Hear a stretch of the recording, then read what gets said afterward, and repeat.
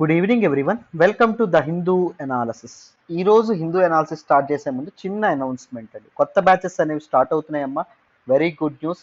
So మీకు 1వ తారీఖు నుంచి కొత్త బ్యాచెస్ అనేవి స్టార్ట్ అయినాయి. అన్ని కోర్సెస్ కూడా యూపీఎస్సీ ఇన్ఫినిటీకి అండ్ ఆప్షనల్స్ అయినటువంటి పబ్లిక్ అడ్మినిస్ట్రేషన్, పిఎస్ఐఆర్ ఈ రెండు సురేష్ సార్ టీచ్ చేస్తారు.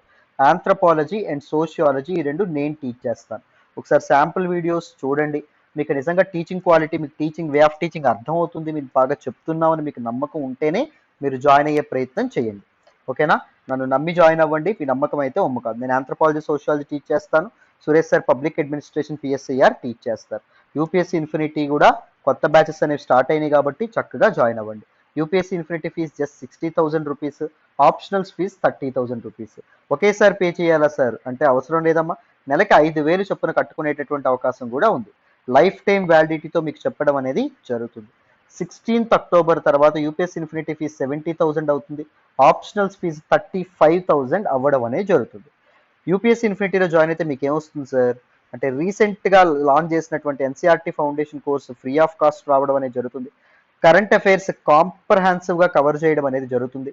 అండ్ దాంతోపాటు ఏపీపీఎస్సీ, టీఎస్పీఎస్సీ, ఐబీపీఎస్సీ, ఎస్ఎస్సి ఈ ఎక్స్ట్రా సిలబస్ కూడా without taking a single Penney రూపాయి కూడా మీ నుంచి తీసుకోకుండా కవర్ చేయడం అనేది జరుగుతుంది.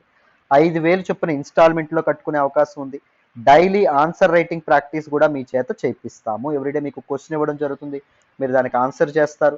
రెస్పెక్టివ్ ఫ్యాకల్టీ మెంబర్స్ కరెక్ట్ చేసి మీకు ఒక ఇండివిజువల్ ఫీడ్బ్యాక్ ఇస్తారు. లైఫ్ టైం వ్యాలిడిటీతో వస్తున్నటువంటి కోర్స్ అండి. ఆలోచించండి అమ్మా, వైజ్ డెసిషన్ తీసుకోండి. అర్థమైందా? సో హిందూ అనాలిసిస్ వెనుక చాలా ఎఫర్ట్స్ అనేవి ఉంటాయి. సో వీలైతే మా వీడియోస్ని లైక్ చేయండి, మీ ఫెలో ఆస్పిరెంట్స్తో షేర్ చేసుకోండి, ఎలా ఉందో కామెంట్ చేయండి. Thank you so much for all the support and all the love so far. Thank you so much. ఇప్పుడు మరి హిందూ అనాలిసిస్లో మొదటి ఆర్టికల్కి వెళ్ళిపోదామా? వినండి నాన్న. ఈరోజు హిందూ అనాలిసిస్లో మనం మాట్లాడుకునే మొదటి ఆర్టికల్ చూడండి నాన్న. After 68 years Tatas win back air India with 18,000 crores bid. Very important article regarding GS paper 3M. Economy related article. చాలా ఇంపార్టెంట్ ఆర్టికల్. ఈ ఆర్టికల్ నేను ద హిందూలోని ఢిల్లీ ఎడిషన్లో పేజ్ నెంబర్ 1 నుంచి సెలెక్ట్ చేసుకోవడం అనేది జరిగింది. సో న్యూస్లోకి ఏమొచ్చింది అంటే టాటా ఎయిర్లైన్స్ అనేటటువంటిది ఎక్కడ మొదలైందో తిరిగి అక్కడికే రావడం అనేది జరిగింది. సింపుల్గా చెప్పాలంటే ఎయిర్ ఇండియాని టాటా వాళ్ళు కొనుక్కోవడం అనేది జరిగింది మొత్తానికి. సో ఎయిర్ ఇండియా యొక్క క్రైసిస్కి ఇది ఒక ఎండ్ కార్డు పడుతుంది అని చెప్పి మనం అనుకోవచ్చు. So if any one of you are into stock market, it is the right time to invest in aviation industry. So రీసెంట్గా ఏవియేషన్ ఇండస్ట్రీ COVID-19 వల్ల కుదేలైపోవడం అనేది జరిగింది, మీ అందరికీ తెలుసు. బట్ COVID-19 రాకముందుగానే గవర్నమెంట్ తీసుకున్నటువంటి కొన్ని డెసిషన్స్ వల్ల కావచ్చు, కొన్ని ఆపరేషనల్ హర్డిల్స్ అండ్ ఛాలెంజెస్ వల్ల కావచ్చు, ఎయిర్ ఇండియా ఏదైతే ఉంటుందో అది ఎప్పుడు క్రైసిస్లో నడుస్తుంది. ఈవెన్ ఎప్పుడు అది కస్టమర్ ఫ్రెండ్లీగా ఉండేది కాదు. ఎవరైనా ఎయిర్ ఇండియాలో ట్రావెల్ చేస్తే తప్పకుండా దిగిన వెంటనే రిగ్రెట్ అవుతారు, ఎందుకు ఈ ఫ్లైట్లో జర్నీ చేశాము అనే విధంగా, రైట్? సో అంత క్రైసిస్లో కూరుకుపోయినటువంటి ఎయిర్ ఇండియాని మొత్తానికి టాటా వాళ్ళు తిరిగి చేజెక్కించుకున్నారు. సో ఈ ఆస్పెక్ట్లో మనకి ఎయిర్ ఇండియా యొక్క ప్రస్థానం ఏంటి, అది ఎక్కడి నుంచి స్టార్ట్ అయింది, ఎయిర్ ఇండియా ఇప్పటి వరకు క్రైసిస్లో ఉండడానికి కారణం ఏంటి, సో ఈ ఆస్పెక్ట్స్ మనం డీటెయిల్డ్గా డిస్కస్ చేసే ప్రయత్నం చేద్దాం. జాగ్రత్తగా వినాలి నాన్న, రైట్? మరి సో మొత్తం ఎయిర్ ఇండియా యొక్క ప్రస్థానాన్ని అంతా ఈ ఇన్ఫోగ్రాఫిక్ ద్వారా హిందూ వాళ్ళు మనకి ఇవ్వడం అనేది జరిగింది. నేను దీన్ని చూపించి మీకు ఎక్స్ప్లెయిన్ చేస్తున్నాను, జాగ్రత్తగా వినండి, మీకు క్లియర్గా అర్థమవుతుంది. మొదట 1932లో ఏం జరగడం అనేది జరిగింది, GRD Tata pilots Tata airlines inaugural flight from Karachi to Bombay. Tata airlines యొక్క మొదటి ఫ్లైట్ అనేది కరాచీ నుంచి బాంబేకి 1932లో మొదలవ్వడం అనేది జరిగింది. This Tatas introduce these airlines అండి. తర్వాత 1946లో 1946లో ఏం జరిగింది, టాటా ఎయిర్లైన్స్ ఏదైతే ఉంటుందో, ఏదైతే జిఆర్డి టాటా గారు మొదలు పెట్టారో ఈ Tata airlines it became a public limited company. చాలా మందికి 2 డౌట్లు ఉంటాయి. ఏంటండి ఆ డౌట్లు అంటే, పబ్లిక్ లిమిటెడ్ కంపెనీ అంటే ఏంటో తెలియదు, ప్రైవేట్ లిమిటెడ్ కంపెనీ అంటే ఏంటో తెలియదు. మనం వింటా ఉంటాం పలానాది ప్రైవేట్ లిమిటెడ్, పలానాది పబ్లిక్ లిమిటెడ్ అని. ఏంటి సార్ పబ్లిక్ లిమిటెడ్ అంటే ఏంటి, ప్రైవేట్ లిమిటెడ్ అంటే ఏంటి? పబ్లిక్ లిమిటెడ్ కంపెనీ అంటే ఏంటి అంటే it can be listed in stock market. Public ద్వారా పబ్లిక్కి ఇవేవైతే ఉన్నాయో స్టాక్స్ ఏవైతే ఉన్నాయో అవి అమ్మి డబ్బులు సమకూర్చుకునేటటువంటి అర్హత సాధిస్తే అది పబ్లిక్ లిమిటెడ్ కంపెనీ అవుతుంది. లేదు ఇండివిజువల్ మెంబర్స్ లేదా ప్రైవేట్ మెంబర్స్ రన్ చేస్తున్నారు అనుకోండి ఒక కంపెనీ, ఒక ఎంటర్ప్రైజ్ ని, అది ప్రైవేట్ లిమిటెడ్ కంపెనీ అవుతుంది. అర్థమైందని అనుకుంటున్నాను తేడా. సో 1946 వరకు it is a private limited company. 1946 తర్వాత పబ్లిక్ లిమిటెడ్ కంపెనీ అయింది. అంటే ఈ తాలూకా టాటా ఎయిర్లైన్స్ ఏదైతే ఉంటుందో అది స్టాక్ మార్కెట్ లో దాన్ని లిస్ట్ చేయడం మొదలు పెట్టారన్నమాట. ఇది మొదలుపెట్టిన తర్వాత it was renamed as Air India limited గా దాన్ని ఇప్పుడు టాటా ఎయిర్లైన్స్ ఎలా రీనేమ్ చేశారు 1946లో ఎయిర్ ఇండియా లిమిటెడ్ గా రీనేమ్ చేయడం అనేది జరిగింది. ఇక్కడ వరకు క్లియర్. 1948లో ఏం జరిగింది? Government of India, that is the time where banks are being nationalised and all the institutional aspects ఏవైతే ఉన్నాయి, ఇన్స్టిట్యూషన్స్ ఏవైతే ఉన్నాయి ప్రభుత్వం నేషనలైజ్ చేస్తుంది, అర్థమైందా, జాతీయం చేస్తుంది. సో అదే టైంలో గవర్నమెంట్ ఆఫ్ ఇండియా ఏం చేసింది? సో ఈ క్యారియర్ లో అంటే ఎయిర్ ఇండియా లిమిటెడ్ లో 49% ఆఫ్ ద స్టేక్ అనేది అక్వైర్ చేసుకోవడం అనేది జరిగింది. 49% వాటా అక్వైర్ చేసుకుంది. 51% ఎవరి దగ్గర ఉంది? టాటా వాళ్ళ దగ్గరే ఉంది. గవర్నమెంట్ ఇక్కడ ఒక చిన్న షరతు పెట్టింది, I can acquire up to additional 2%. నాకు కావాల్సినప్పుడు నేను ఎడిషనల్ 2% అక్వైర్ చేసుకునేటటువంటి పవర్ నాకుంది అని 1948లో ఎవరు? మన తాలూకు గవర్నమెంట్ నిర్ణయించడం అనేది జరిగింది. సో 1953లో ఏం జరిగింది అన్న? Government nationalises Air India. Government complete గా 100% స్టేక్ ని తీసేసుకుంది. ఎవరి దగ్గర నుంచి? టాటా వాళ్ళ దగ్గర నుంచి ఎయిర్ ఇండియాని కంప్లీట్ గా తీసుకుంది. రైట్. అయితే 2007లో ఒక పెద్ద ఘోరమైన దారుణమైన నీచమైన ఒక worst decision government of India చరిత్రలో తీసుకుంది. దానివల్ల ఏవియేషన్ ఇండస్ట్రీ ఏదైతే ఉంటుందో, ఇండియన్ ఏవియేషన్ ఇండస్ట్రీ కుదేలైపోవడం అనేది జరిగింది. ఏంటి అంత పెద్ద డెసిషన్ ఏం తీసుకున్నారు సార్ 2007లో అంటే చూడండి, government of India has taken a decision to merge 2 entities అండి, 2 ఎయిర్లైన్స్. ఒకటి ఏ ఎయిర్లైన్స్?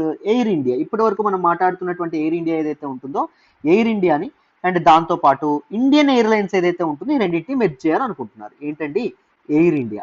ఎయిర్ ఇండియా అప్పటి వరకు ఏంటి? ఇంటర్నేషనల్ ఫ్లైట్స్ ని రన్ చేస్తుంది. ఇండియన్ ఎయిర్లైన్స్ ఇది కూడా ఒక డొమెస్టిక్ ఎంటిటీని, డొమెస్టిక్ ఏవియేషన్ ఇండస్ట్రీని, డొమెస్టిక్ ఏవియేషన్ ఫర్మ్. అర్థమైందా? ఇండియన్ ఎయిర్లైన్స్ ఇదేంటి? ఓన్లీ డొమెస్టిక్ ఫ్లైట్స్ మాత్రం రన్ చేస్తుంది. సో గవర్నమెంట్ ఆఫ్ ఇండియాకి ఏం ఆలోచన వచ్చింది? ఈ రెండింటిని కలిపేద్దాం అనే ఆలోచన రావడం అనేది జరిగింది. ఈ రెండింటిని మెర్జ్ చేద్దాం అనే ఆలోచన వచ్చింది. సో అది ఒక ఘోరమైన దీనికి అప్పటి వరకు ఎయిర్ ఇండియా లాభాల్లోనే రన్ అవుతుంది. అక్కడ కొద్ది నష్టాలు తప్ప బాగానే రన్ అవుతుంది, సస్టైనబుల్ గానే ఉంది. ఎప్పుడైతే ఇండియన్ ఎయిర్లైన్స్ తో కలిపేయడం అనేది జరిగిందో ఎయిర్ ఇండియా కూడా భ్రష్టు పట్టుకుపోవడం అనేది జరిగింది. అర్థమైందా? సో ఎందుకు కలపాలని చెప్పుకున్నారు? సో రెండింటినీ కలపడం ద్వారా administrative cost and other services ఏవైతే ఉన్నాయో అవి తగ్గుతాయి, అండ్ అదర్ పన్నులు ఏవైతే ఉన్నాయో అవి తగ్గడం అనేది జరుగుతుంది, అండ్ అదర్ సర్వీస్ ఛార్జెస్ ఏవైతే ఉన్నాయో మనం తగ్గించుకోవచ్చు. సో ఒకే అసెట్స్ ని లేకపోతే రెండు కలిపి సేమ్ ఇన్ఫ్రాస్ట్రక్చర్ ని హ్యాపీగా వాడుకోవడం ద్వారా కాస్ట్ అనేది తగ్గుతుంది అనుకున్నారు. కానీ ప్రాబ్లం ఎక్కడ ఏర్పడింది? ఎయిర్ ఇండియా యొక్క వర్క్ కల్చర్ ఏదైతే ఉంటుందో వర్క్ కల్చర్ వేరేగా ఉంటుంది, ఇండియన్ ఎయిర్లైన్స్ యొక్క వర్క్ కల్చర్ వేరేగా ఉంటుంది. ఎయిర్ ఇండియాలో వీక్ అవర్స్ మనం వర్కింగ్ డేస్ చూసుకుంటే 5 days ఏ వీక్. ఇండియన్ ఎయిర్లైన్స్ లో వర్కింగ్ డేస్ చూసుకుంటే 6 days ఏ వీక్. తేడా అనేది ఉందా? లేదా? ఉంది. దాంతోపాటు ఎయిర్ ఇండియా ఇండియన్ ఎయిర్లైన్స్ కలిసిన వెంటనే చీఫ్ మేనేజింగ్ డైరెక్టర్స్ ఎవరైతే ఉన్నారో 6 ఏళ్లలో 4 మారడం అనేది జరిగింది. సో టాప్ లెవెల్లో నీకు ఇంత ఇన్స్టెబిలిటీ అనేది ఉంటే ఎప్పటికప్పుడు నువ్వు మార్చేస్తూ ఉంటే హెడ్స్ ని, లోవర్ లెవెల్లో స్టెబిలిటీ అనేది ఉంటుంది, ఆ బాటమ్ లైన్ లో ఉండదు. It will definitely effect the bottom line అనేది కూడా ఉండడం అనేది జరిగింది. And air India Indian airlines కలిపి మొత్తం ఎంప్లాయీస్ ఎంతమంది ఉన్నారంట? 30,000 మంది ఎంప్లాయీస్ ఉన్నారు. 30,000 మంది ఎంప్లాయీస్ అంటే మామూలు నెంబర్ కాదండి. చూడండి, మామూలుగా 30,000 మంది ఎంప్లాయీస్ అంటే ఒక ప్లేన్ కి 200 మెంబర్స్ ఉన్నట్టు, 200 మెంబర్స్ సిబ్బంది పనిచేస్తున్నట్టు ఒక ప్లేన్ కోసం. అర్థమైందా? అంత మొత్తం ఇది ఇంటర్నేషనల్ స్టాండర్డ్స్ కంటే చాలా తక్కువ. మహా అయితే 110 నుంచి 130 మాత్రమే ఉండాలి. 200 మందిని పోషించాలి. ప్లేన్స్ తక్కువ, మెంబర్స్ ఎక్కువ. సో మరి ఆపరేషనల్ కాస్ట్ పెరుగుతుందా పెరగదా? ఆపరేషనల్ కాస్ట్ తప్పకుండా పెరగడం అనేది జరుగుతుంది. అర్థమైందా? ఈవెన్ ఎయిర్ ఇండియాలో ఒక టైప్ ఆఫ్ పైలట్స్ కి ఒకలాగా ప్రమోషనల్ ఆస్పెక్ట్స్ ఉంటే ఇండియన్ ఎయిర్లైన్స్ లో ఉండేటటువంటి పైలట్స్ కి ప్రమోషన్ అనేది ఒకలా ఉంటుంది. ఎయిర్ ఇండియాలో పనిచేసినటువంటి ఎంప్లాయీస్ ఎవరైతే ఉన్నారో వాళ్ళు they should be promoted unconditionally for every 6 years అమ్మ. ప్రతి 6 ఏళ్ళకి వాళ్ళని తప్పకుండా ప్రమోట్ చేయాలి. అదే ఇండియన్ ఎయిర్లైన్స్ చూసుకుంటే 10 ఏళ్ళకి ఒకసారి ప్రమోట్ చేస్తారు, అది కూడా వేకెన్సీ ఉంటే. ఆ హైయర్ పొజిషన్లో వేకెన్సీ ఉంటే మాత్రమే ప్రమోట్ చేయడం అనేది జరుగుతుంది. ఈ రెండు టూ డిఫరెంట్ లైన్స్ అండి, టూ డిఫరెంట్ స్ట్రీమ్స్. ఈ రెండింటిని కలపడం వల్ల ఒక గందరగోళం, ఒక కేయోస్ అనేది ఏర్పడడం అనేది జరిగింది. ఆపరేషనల్ ఎఫిషియన్సీ ఏదైతే ఉంటుందో అది లేకుండా పోవడం అనేది జరిగింది. ఇకనే ఈ రెండు నష్టాల్లోకి జారుకుపోవడం అనేది జరిగింది. బోత్ ఆఫ్ దెమ్ నష్టాల్లోకి వెళ్ళిపోవడం అనేది జరిగింది. అర్థమైందా? అండ్ దాంతోపాటు ఇంకొక పిచ్చి పని చేశారు. నష్టాల్లో ఉన్నటువంటి ఎయిర్ ఇండియా, అసలే ఉన్న ప్లేన్సే నీకు నడవట్లేదు, ఉన్న ప్లేన్సే నీకు ఫిల్ అవ్వట్లేదు అంటే ఎయిర్ ఇండియా వాళ్ళు ఏం చేశారు, 111 కొత్త ప్లేన్స్ అనేవి కొన్నారు. ఎయిర్ ఇండియా వాళ్ళు అంటే ఎవరు, గవర్నమెంటే కొంది 111 కొత్త ప్లేన్స్. సో 2011లో రిలీజ్ అయినటువంటి CAG report, controller and auditor general ఎవరైతే ఉన్నారో, గవర్నమెంట్ అకౌంట్స్ ఆడిటర్ చేస్తారు కదా, ఇప్పుడు మన అకౌంట్స్ ఆడిటర్ చేయడానికి సిఏని పెట్టుకుంటామా, పబ్లిక్ అకౌంట్ గవర్నమెంట్ అకౌంట్స్ ని ఇది చేయడానికి కంట్రోలర్ అండ్ ఆడిటర్ జనరల్ ఉంటారు. ఆయన ఏమన్నారంటే ఇంతకంటే చెత్త పని ఏమైనా ఉంటుందా, సో అసలే లాసుల్లో నడుస్తున్నటువంటిది ఇది, దాన్ని మీరు కొత్త ఎక్స్ట్రా ప్లేన్స్ అనేవి కొనడం ద్వారా అప్పు అనేది ఎక్స్ట్రా చేశారు, అప్పు అనేది పెంచారు, you are heading towards a disaster అనే విధంగా సో క్యాగ్ మనకు ఆ టైంలో చెప్పడం అనేది జరిగింది 2011 రిపోర్ట్లో.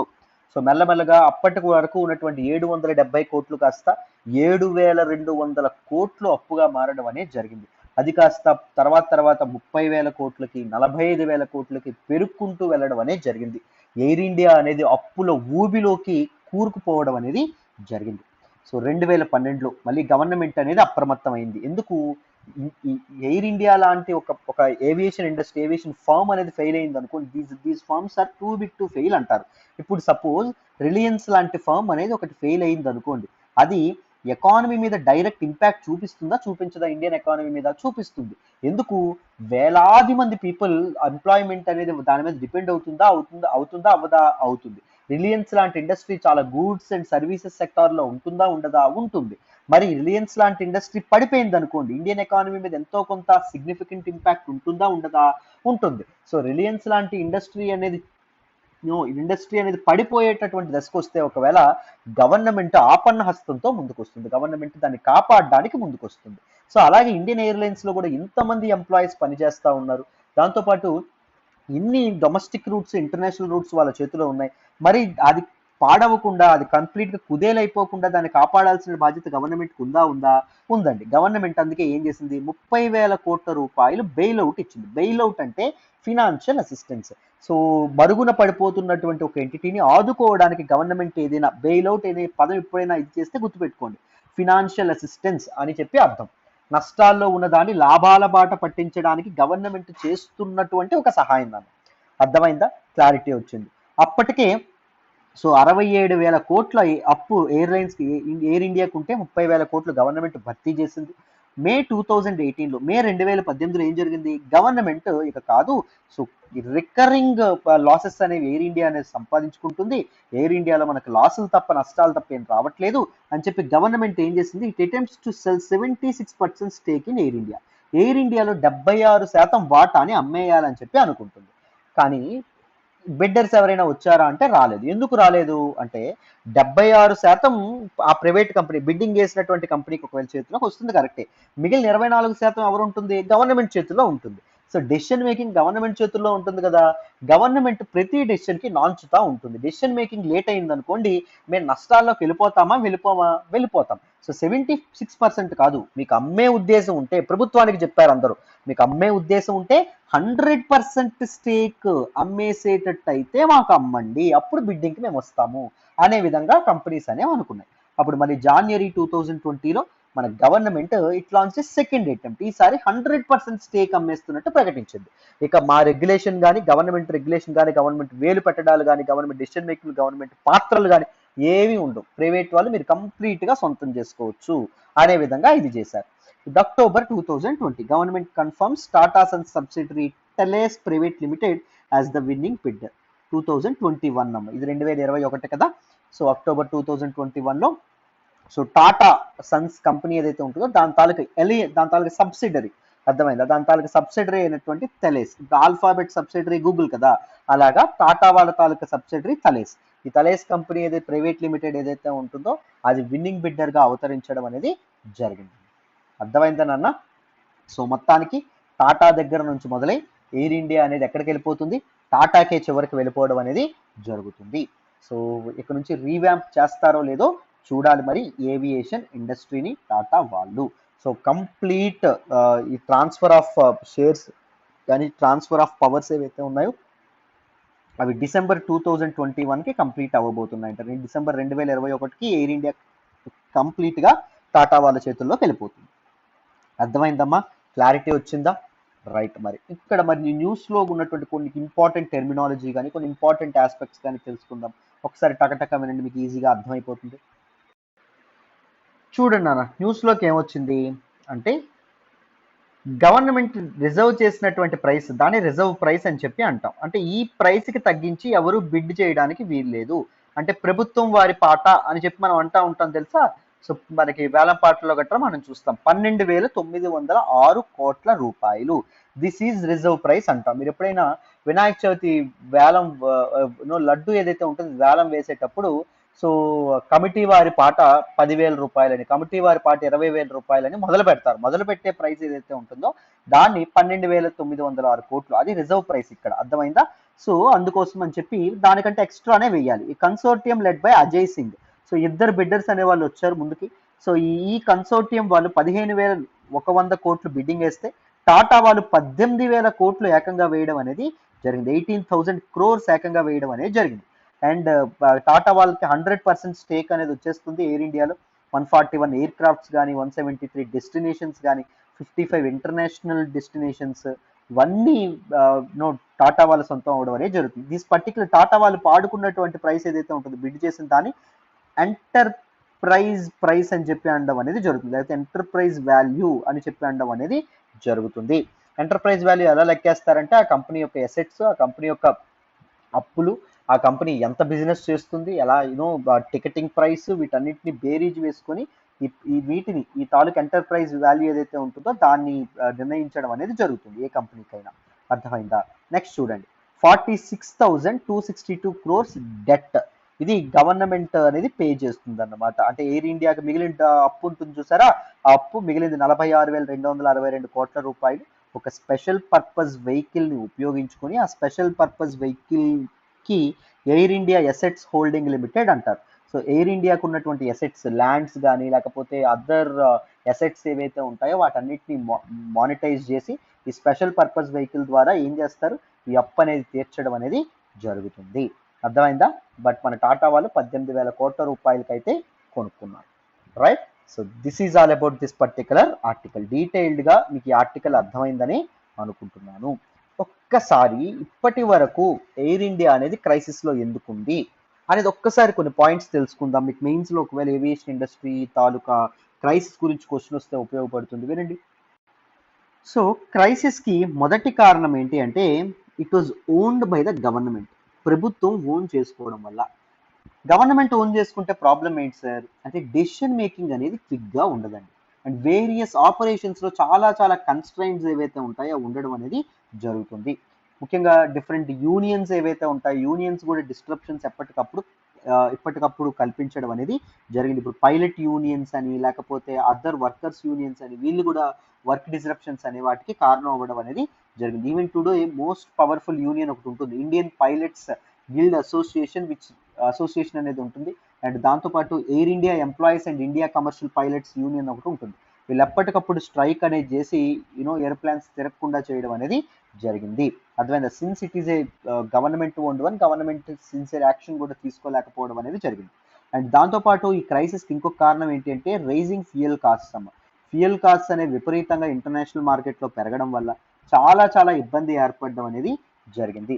దాంతోపాటు ఎయిర్ ఇండియా అనేది కంటిన్యూస్గా ఈ ప్రైవేట్ సెక్టార్ ఏదైతే ఉంటుందో ప్రైవేట్ సెక్టార్తో కాంపిటీషన్లోకి వెళ్ళడం అనేది జరుగుతుంది. In terms of ticket pricing కానీ, డెసిషన్ మేకింగ్ కానీ, అదర్ సర్వీసెస్ కానీ వీటన్నింటి ద్వారా చాలా ఇదవ్వడం అనేది జరుగుతుంది అన్నమాట. సో ఆ ప్రయత్నంలో చాలా డబ్బులు పోగొట్టుకునేటటువంటి అవకాశం కూడా ఉంటుంది. చాలా డబ్బులు పోగొట్టుకోవడం అనేది జరిగింది. దాంతోపాటు ఇట్స్ ఇల్ టైమ్డ్ మెర్జర్. దేంతో మెర్జ్ చేశారండి? With Indian airlines. అది కూడా చాలా పెద్ద దెబ్బ తగలడం అనేది జరిగింది. దీని గురించి మనం ఆల్రెడీ డిస్కస్ చేసాము. నెక్స్ట్ ఇంపార్టెంట్ థింగ్ ఏంటి అంటే lot many number of workers. అవసరమైన దానికంటే ఎక్కువ ఎంప్లాయీస్ ఉండడం వల్ల కూడా ఆపరేషనల్ కాస్ట్స్ అనేవి విపరీతంగా పెరిగిపోయినాయి. సో అందువల్ల ఎయిర్ ఇండియా అనేది క్రైసిస్లో కూరుకుపోవడం అనేది జరిగింది. These are some important reasons నాన్న. ఓకేనా, మీకు మెయిన్స్లో ఏమైనా క్వశ్చన్ వచ్చినప్పుడు రాయడానికి మీకు యూజ్ అవుతుందని చెప్పి ఇది పాయింట్స్ డిస్కస్ చేశాను. సో డీటెయిల్డ్గా మీకు ఈ ఆర్టికల్ అర్థమైందని అనుకుంటున్నాను. నెక్స్ట్ ఆర్టికల్ మాట్లాడదాం, జాగ్రత్తగా వినండి అమ్మా. ఈరోజు హిందూ అనాలిసిస్లో మనం మాట్లాడే నెక్స్ట్ ఆర్టికల్ చూడండి అన్న. 31 selected for lateral entry posts. Very very important article regarding GS paper 2 governance. ఈ ఆర్టికల్ నేను ద హిందూలోని ఢిల్లీ ఎడిషన్లో పేజ్ నెంబర్ 8 నుంచి సెలెక్ట్ చేసుకుంటాం. సో సివిల్ సర్వీసెస్లో రిఫార్మ్స్ తీసుకురావాలి, బ్యూరోక్రసీలో రిఫార్మ్స్ తీసుకోవాలి అని ఎప్పటి నుంచో చాలా ప్రయత్నాలు అనేవి జరుగుతున్నాయి. అందులో one of the very important recommendation was lateral entry into civil services. Lateral entry into civil services అంటే ఏంటండి? ఎలిజిబుల్ క్యాండిడేట్స్ ప్రైవేట్ సెక్టార్ నుంచి కానీ పబ్లిక్ సెక్టార్ నుంచి కానీ ఎలిజిబుల్ క్యాండిడేట్స్, ఎక్స్పీరియన్స్ ఉన్నటువంటి క్యాండిడేట్స్ని bypassing the regular mode of higher level of its hierarchical structure. ఇప్పుడు మనకి బ్యూరోక్రాట్ అవ్వాలి అంటే, లేకపోతే ఒక సివిల్ సర్వెంట్ అవ్వాలి అంటే there will be a procedure. UPSC is the authority, union public service commission. It conducts a preliminary examination. So after passing the preliminary examination, the candidate will be tested in the mains examination. So mains examination qualify అయిన తర్వాత the candidate will be tested at personal interview, right? Interview phase అనేది ఉండడం అనేది జరుగుతుంది. So this is the regular mode of getting into bureaucracy or getting into civil services. But దీని అంతటిని bypass చేసి ఇలా కాకుండా ఇవేమీ చేయకుండా just they have expertise in private sector, just they have expertise in public sector ఉండడం వల్ల వాళ్ళని ఒక ఇంపార్టెంట్ మినిస్ట్రీస్లో కానీ లేకపోతే ఇంపార్టెంట్ డిపార్ట్మెంట్స్లో కానీ హయ్యర్ పొజిషన్స్లోకి చేరవేయడాన్ని లాటరల్ ఎంట్రీస్ అని చెప్పడం అనేది జరుగుతుంది. సో ఇప్పుడు ఈ లాటరల్ ఎంట్రీస్ యొక్క నీడ్ ఏంటి, what are the issues with it, ఇవన్నీ మెయిన్స్ లెవెల్లో మీకు చాలా ఇంపార్టెంట్. సో ఒకసారి దాని గురించి మాట్లాడిన తర్వాత న్యూస్లోకి ఏమొచ్చిందో డిస్కస్ చేద్దాం, వినాలి. So let us understand what is this lateral entry into civil services.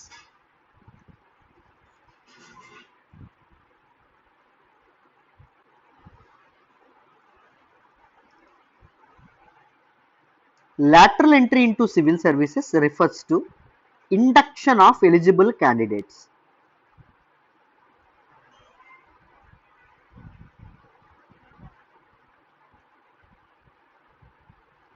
ఈ ఎలిజిబుల్ క్యాండిడేట్స్ దేనిలో వర్క్ చేసి ఉండొచ్చు? పబ్లిక్ సెక్టార్లో వర్క్ చేసి ఉండొచ్చు, లేదా ప్రైవేట్ సెక్టార్లో కూడా వర్క్ చేసి ఉండొచ్చు. Induction of eligible candidates from public or private sector into bureaucracy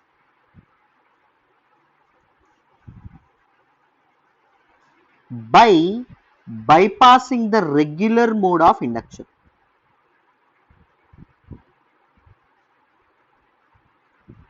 అర్థమైందా నాన్న?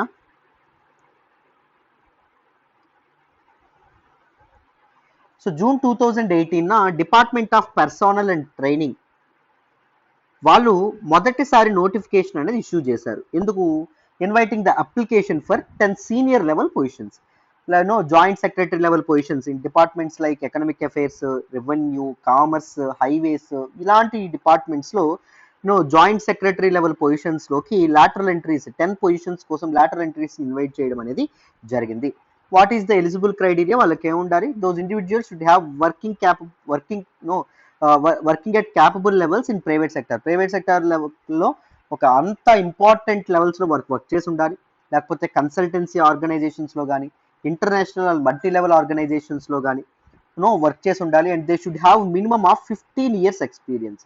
ప్రతి ఒక్కరికి 15 ఏళ్ల పైబడి అనుభవం అనేది ఉండాలి, ఎక్స్పీరియన్స్ అనేది ఉండాలి. అర్థమైందా?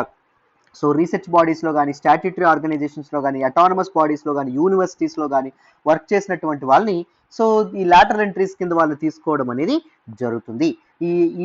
ఇదేదైతే ఉంటుందో దిస్ రిక్రూట్మెంట్ ఏదైతే ఉంటుందో it will be on a contract basis అండి. కాంట్రాక్ట్ బేసిస్ ప్రకారం వీళ్ళని తీసుకోవడం అనేది జరుగుతుంది. And they will only work for 3 to 5 years. 3 నుంచి 5 ఏళ్ల కాలం పాటు వాళ్ళు వర్క్ చేయడం అనేది జరుగుతుంది. అర్థమైందా? సో మొదట ఈ 10 కేటగిరీస్ 10 వీటికి మొదలుపెట్టి తర్వాత వేరియస్ అదర్ స్ట్రీమ్స్కి వేరియస్ అదర్ డిపార్ట్మెంట్స్కి ఎక్స్టెండ్ చేయాలనేటటువంటి ఆలోచనలో గవర్నమెంట్ ఉంది. అసలు ఇంతకీ లాటరల్ ఎంట్రీ యొక్క నీడ్ ఏంటి తెలుసుకుందాం. చూడండి నాన్న, నీడ్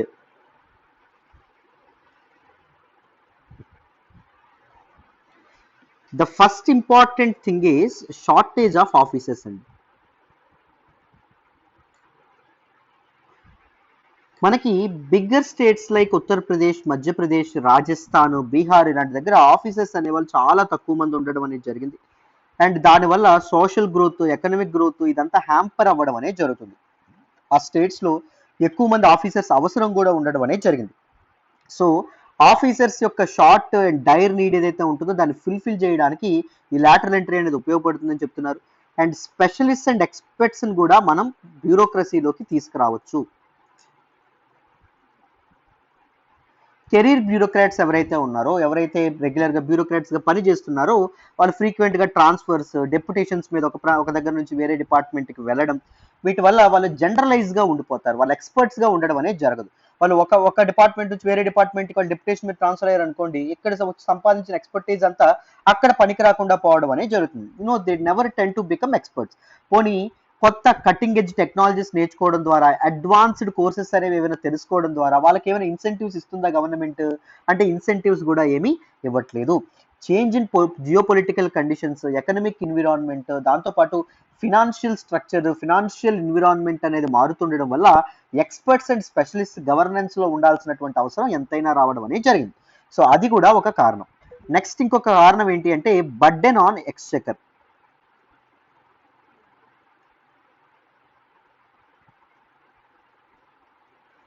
ఇప్పుడు ఫార్మల్ ప్రాసెస్ ద్వారా రిక్రూట్ అయినటువంటి బ్యూరోక్రాట్స్ ఎవరైతే ఉన్నారో వాళ్ళకి ఎకనామిక్ బ్యాగేజ్ ద్వారా వస్తారు. లైఫ్ టైం వాళ్ళకి శాలరీ పే చేయాల్సి ఉంటుంది, పెన్షన్స్ పే చేయాల్సి ఉంటుంది, అదర్ పెక్స్ అనేవి ఇవ్వాలి. ఈవెన్ నాన్ పెర్ఫార్మింగ్ ఆఫీసర్స్ని తీసేయడం కూడా అంత సులువు కాదు, ఎందుకంటే వాళ్ళకి కాన్స్టిట్యూషనల్ సేఫ్ గార్డ్స్ ఏవైతే ఉంటాయో అవన్నీ ఉంటాయి కాబట్టి. So lateral entry contract basis ద్వారా వర్క్ చేస్తారు కాబట్టి గవర్నమెంట్ మీద అంత బర్డెన్ అనేది ఎక్కువగా ఉండడం అనేది జరగదు.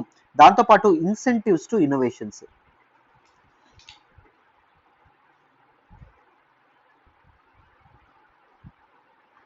ప్రైవేట్ సెక్టార్స్ నుంచి ప్రొఫెషనల్స్ని పబ్లిక్ సెక్టార్లోకి తీసుకురావడం వల్ల ఫ్రెష్ ఐడియాస్ అనేవి వస్తాయి.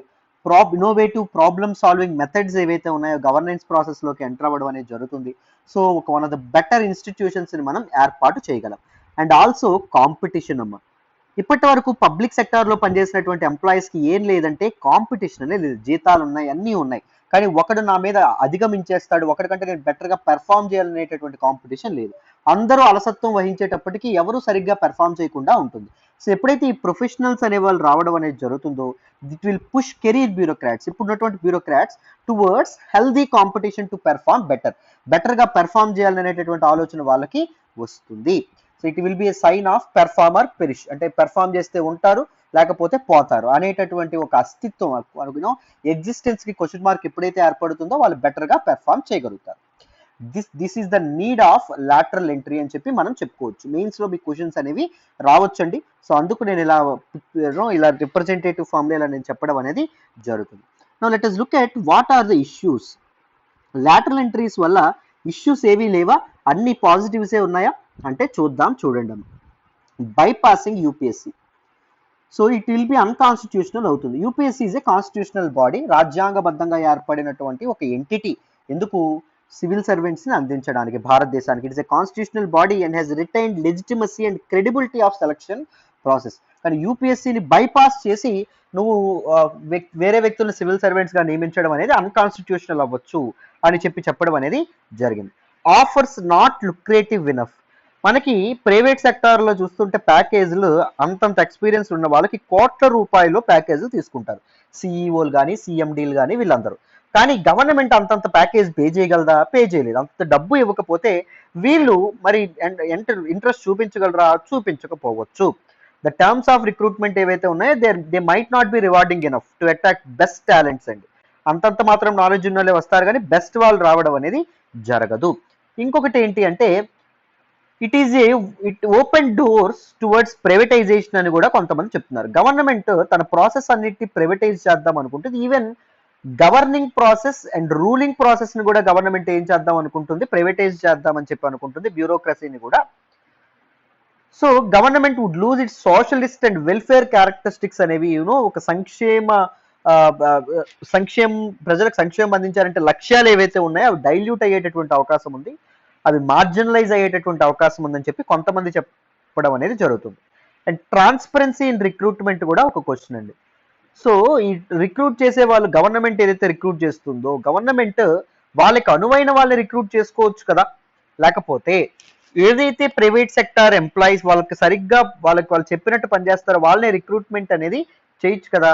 సో నో, ఇలాంటి ట్రాన్స్పరెన్సీలో కూడా ఒక పెద్ద ప్రాబ్లం ఉండడం అనేది జరిగింది, right. So there is no sanctity in selection ప్రాసెస్లో శాంక్టిటీ అనేది ఉండకపోవడం, and these are some issues అని చెప్పి మనం చెప్పుకోవచ్చు అండి. అర్థమైందా? So these are some important aspects. So ఇలా మీరు పిక్చర్ ఫామ్లో ఇలా మీరు రాయగలిగితే, మీరు ఒకవేళ అటెంప్ట్ చేయగలిగితే ఆన్సర్ చాలా బెటర్గా ఉంటుందమ్మా ఆన్సర్. అర్థమైందా? చూడడానికి చాలా బాగుంటుంది, ఈజీగా ఆయన గ్రాస్ప్ చేసుకొని అర్థం చేసుకునే విధంగా ఉంటుంది. Make sure draw diagrams like this, ఓకేనా?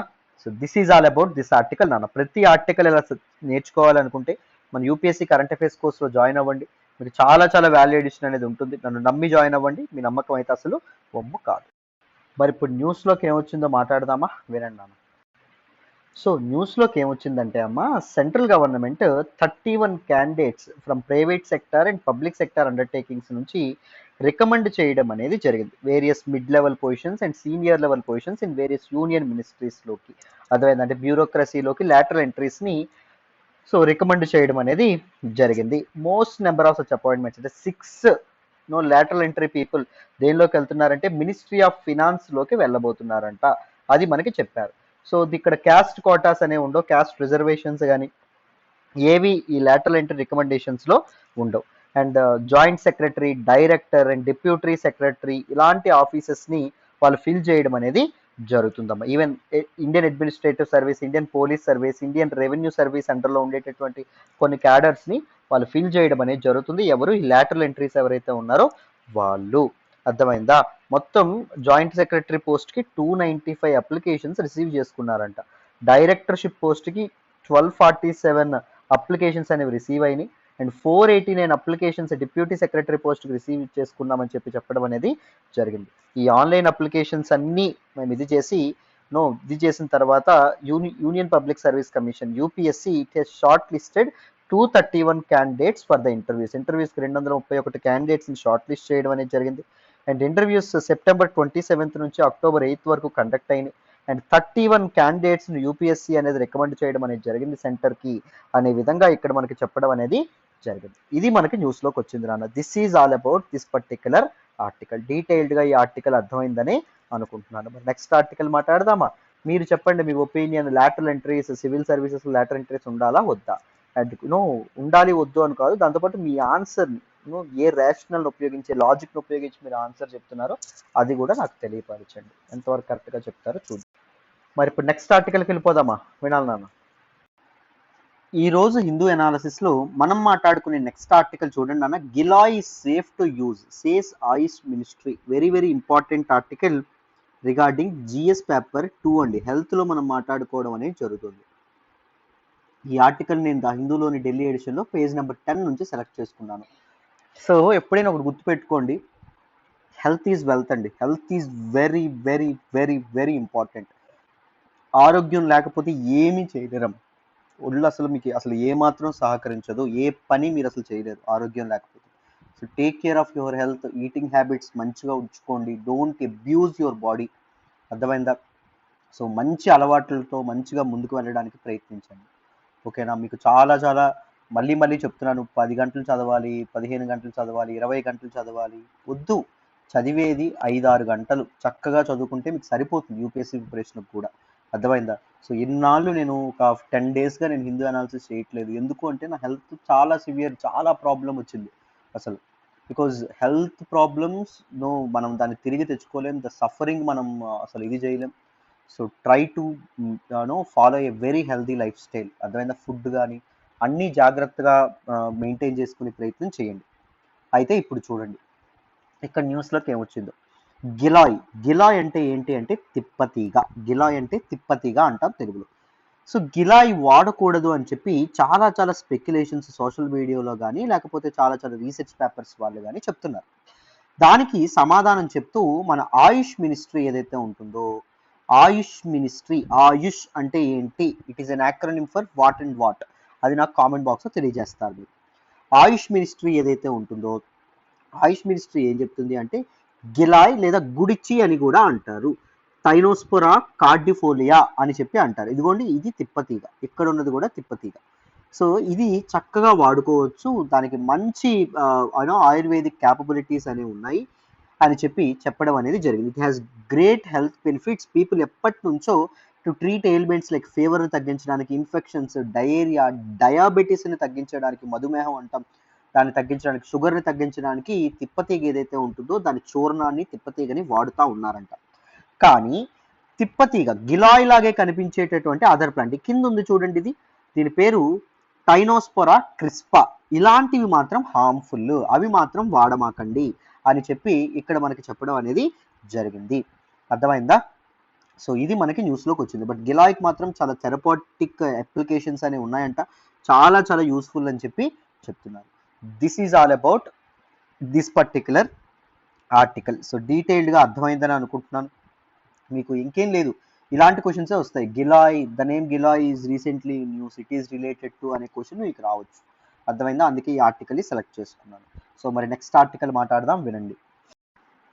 ఈరోజు హిందూ అనాలిసిస్లో మనం మాట్లాడుకునే నెక్స్ట్ ఆర్టికల్ చూడండి. Goyal pushes for a reset of India ASEAN free trade agreement. Very very important article regarding GS paper 3 నాన్న. సో చాలా చాలా ఇంపార్టెంట్ ఆర్టికల్. ఈ ఆర్టికల్ మీకు అర్థం కావాలంటే ముందు మీకు ఏషియన్ అంటే ఏంటో అర్థం కావాలి. ఏషియన్ అంటే ఏంటో తెలుసుకున్న తర్వాత, association of south east Asian nations గురించి తెలుసుకున్న తర్వాత ఈ ఆర్టికల్ని మనం మాట్లాడదాం, మీకు ఈజీగా అర్థమైపోతుంది.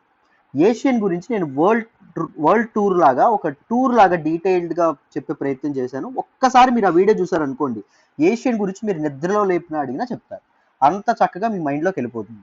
సో ఐ ఆల్వేస్ రికమెండ్, నేను ఇక్కడ కూడా ఏషియన్ గురించి చెప్తాను, చెప్పట్లేదు, but I always recommend you to watch that video. Asian LTX classes అని కొట్టండి సెర్చ్ బాక్స్లో. సో మీకు ఒక వీడియో వస్తుంది, నేను వరల్డ్ టూర్ లాగా చెప్పాను. ఏషియన్ కంట్రీస్ 10 ఉంటాయి, ఆ 10 కంట్రీస్ని మీరు అసలు మీకు ఎప్పటికీ మీరు మర్చిపోరు. అర్థమైందా? అలా చెప్పాను. సో ఒకసారి ఏషియన్ అంటే ఏంటో తెలుసుకుందాం, దాని తర్వాత న్యూస్లోకి వద్దాం, వినండి. So what is ASEAN? ASEAN stands for association of south east Asian nations అమ్మ. So association of south east Asian nations ఏదైతే ఉంటుందో it is a regional organization. ఎందుకు? ఏ రీజియన్? సౌత్ ఈస్ట్ ఏషియాకి సంబంధించినటువంటి ఆర్గనైజేషన్. ఎందుకు ఇది ఎస్టాబ్లిష్ చేశారు అంటే to promote political and social stability. Political stability, రాజకీయ పరమైనటువంటి స్థిరత్వం ఉండాలి, సోషల్ స్టెబిలిటీ, సోషల్ ఆర్డర్ కూడా మెయింటైన్ చేయాలి. Amid tensions among the Asia పసిఫిక్స్ post colonial states. Asia Pacific రీజియన్ని ముఖ్యంగా ఎవరెవరు ఇది చేశారు? బ్రిటిష్ వాళ్ళు తమ కాలనీస్గా మార్చుకోవడం అనేది జరిగింది. ఫ్రెంచ్ వాళ్ళు ఎవరైతే ఉన్నారో వాళ్ళు కాలనీస్గా మార్చుకున్నారు, పోర్చుగీస్ తమ కాలనీస్గా మార్చుకున్నారు, డచ్ కాలనీస్గా మార్చుకున్నారు. సో పోస్ట్ కొలోనియల్ ఎరాలో వీళ్ళ మధ్య ఎదురైనటువంటి కాన్ఫ్లిక్ట్స్ అండ్ ఛాలెంజెస్ ఏవైతే ఉన్నాయో వాటన్నిటిని పీస్ఫుల్గా రిజాల్వ్ చేయడానికి, ఒక political stability and social stability కోసం ఒక ఆర్గనైజేషన్గా ఏర్పడదాము అని ఆలోచించి ఇవి ఏషియన్గా ఏర్పడడం అనేది జరిగింది.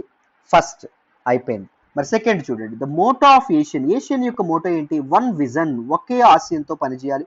వన్ ఐడెంటిటీ, మన తాలూకా కల్చరల్ ఐడెంటిటీ ఒకటి. One community, we should work as one community, one కమ్యూనిటీగా మనం వర్క్ చేయాలి అనే విధంగా దీన్ని ఏర్పాటు చేయడం అనేది జరిగింది. అండ్ ఏషియన్ డేగా ఎప్పుడు డిక్లేర్ చేయడం అనేది జరిగింది? 8th ఆగస్ట్ని డిక్లేర్ చేస్తారు. ఎందుకు అంటే బ్యాంకాక్ డిక్లరేషన్తో ఏషియన్ అనేది ఏర్పడింది. ఆ బ్యాంకాక్ డిక్లరేషన్ అనేది 8th ఆగస్ట్ను సైన్ అవ్వడం అనేది జరిగింది కాబట్టి 8th ఆగస్ట్ను ఏషియన్ డేగా అబ్జర్వ్ చేయడం అనేది జరుగుతుంది. Clarity clear. ఏషియన్ సెక్రటేరియట్ ఎక్కడుంది సార్ అంటే ఇండోనేషియాలో ఉంది, జకార్తాలో ఉండడం అనేది జరిగింది. అర్థమైందా? సో ఇండోనేషియాలో జకార్తాలో ఉండడం అనేది జరిగింది. Now let us understand what are different nations of ASEAN. ఏషియన్లో ఉండేటటువంటి 10 నేషన్స్, మొత్తం 10 కంట్రీస్ ఏంటో చూద్దాం. చూడాలి, నేను చెప్పినట్టు ఎగ్జాక్ట్గా మీరు గుర్తుపెట్టుకుంటే మీకు బాగుంటుంది. ఫస్ట్ మయన్మార్ ఫస్ట్, మనం బర్మా అని కూడా అంటాం. Myanmar shares border with India, మీ అందరికీ తెలుసు. మయన్మార్ తర్వాత నేను ఎక్కడికి వస్తానంటే లావోస్కి వస్తాను. ఎక్కడికి వస్తాను అన్న? లావోస్కి వస్తాను. గుర్తుపెట్టుకోండి, Laos is a land locked country, అంటే దానికి సీక్ యాక్సెస్ అనేది ఉండదు. Clear? And Laos is the only land locked country in ASEAN nations పదని చెప్పుకున్నామా, association of south east Asian nations లో. అందులో ఓన్లీ ల్యాండ్ లాక్డ్ కంట్రీ ఏంటి అంటే లావోస్. జాగ్రత్తగా గుర్తుపెట్టుకోవాలి. లావోస్ తర్వాత నుంచి నేను ఎక్కడికి వస్తాను అంటే నేను వియత్నాంకి వస్తాను. మన వియత్నాం వారి గురించి మాట్లాడాం, మీరు గమనిస్తే గుర్తుందా? నేను వియత్నాంకి రావడం అనేది జరుగుతుంది. సో వియత్నాం తర్వాత నేను ఎక్కడికి వెళ్తాను అంటే కాంబోడియాకి వెళ్ళడం అనేది జరుగుతుంది. పక్కనే మీకు కాంబోడియా కనిపిస్తుందా? చూడండి, వియత్నాం వాళ్ళు లావోస్ అండ్ కాంబోడియా కూడా పాపం చాలా సఫర్ అయినాయి అమ్మ. సో ఆ హిస్టరీని కూడా నేను మాట్లాడాను. కాంబోడియా తర్వాత నేను ఎక్కడికి వెళ్తున్నానంటే థాయిలాండ్కి వెళ్తున్నాను. ఎక్కడికి వెళ్తున్నామమ్మా? థాయిలాండ్కి వెళ్తున్నాను. మొత్తం 5 అయిపోయినాయి. ఇక్కడికి 5 అయిపోయినాయి. థాయిలాండ్ నుంచి నేను ఎక్కడికి వస్తున్నాను అంటే మలేషియాకి వస్తున్నాను. ఎక్కడికి వస్తాను? మలేషియాకి వస్తాను. గుర్తుపెట్టుకోండి, మలేషియా కింద ఇక్కడ చిన్న కంట్రీ ఉంది చూడండి, దట్ ఈస్ సింగపూర్. సింగపూర్ను కూడా నేను రాశాను. నేను ఇక్కడ ఏం చేస్తానంటే నేను ఇక్కడ ఎరేజ్ చేసి మీకు ఇక్కడ జూమ్ చేసి చూపిస్తాను అన్నమాట. ఒకసారి చూడాలి మరి. ఇదిగోండి, సో మీకు మలేషియా ఎక్కడ కనిపిస్తూ ఉంది? మలేషియా ఇది. మలేషియా కింద ఇది సింగపూర్. అదే మలేషియాకి సింగపూర్కి మధ్య ఒక చిన్న గ్యాప్ ఉంటుంది. అదేంటి అంటే దాన్ని ఏం స్ట్రైట్ అంటాము అంటే జోహార్ స్ట్రైట్ అంటాము. మలేషియాకి సింగపూర్కి మధ్య ఉన్నటువంటి strait Johor strait. And Singapore కింద ఇంకొక స్ట్రైట్ ఉంటుంది, ఇది ఒక స్ట్రైట్. ఈ స్ట్రైట్ని ఏమంటాము? స్ట్రైట్ ఆఫ్ మలక్కాని సౌత్ చైనా సీని కలిపేటటువంటి స్ట్రైట్. దాన్ని ఏమంటామంటే సింగపూర్ స్ట్రైట్ అంటాం. Johor is a city in Malaysia అండి. మలేషియా దగ్గర ఉన్నటువంటి ఇక్కడ కోస్టల్ సిటీ. అర్థమైందా? Strait of Malacca. Strait of Malacca is the longest strait in the world. అర్థమైందా? Longest strait in the world. జాగ్రత్తగా గుర్తుపెట్టుకోవాలి, ఇవన్నీ చాలా చాలా ఇంపార్టెంట్. నేను ఎక్కడి వరకు చెప్పానైతే మనం సింగపూర్ వరకు వచ్చాం, అంతేనా? సింగపూర్ వరకు వచ్చాం నాన్న. సింగపూర్ తర్వాత నేను చెప్తున్నాను, ఇప్పుడు నేను ఏం రాస్తున్నానంటే ఇండోనేషియా రాస్తున్నాను. ఇండోనేషియా రాస్తున్నాను. ఇండోనేషియా తర్వాత ఇక్కడ ఒక చిన్న కంట్రీ ఉంది చూడండి, అది బ్రునై. బ్రునై రాస్తున్నాను. అర్థమైందా? సో దాని తర్వాత ఇక్కడ ఫిలిప్పీన్స్ మీకు కనిపిస్తుందా? ఫిలిప్పీన్స్.